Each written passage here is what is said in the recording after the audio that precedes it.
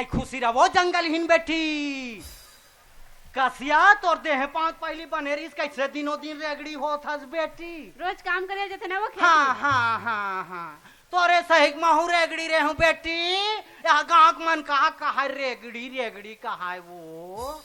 ता हाड़िक मुंह पर आई ढाक बे मनखे मुंह काला ढाक बे राधा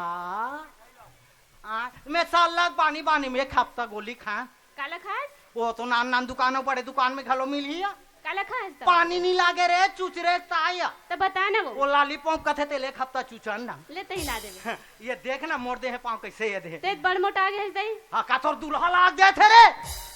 कतोर दूल्हा कमाई खा था हमारे मोटा थस कर थते है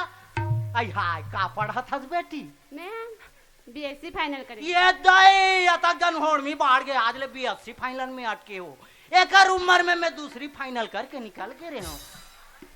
कसिया डॉक्टरी लेक पढ़ा थे काहे थे तेहरा सो हाँ मी है बने करे बेटी तो मैं एक ठन प्रश्न पूछूं तेल जानदार बे बता ना जानदार बे निकदाई बीएससी हस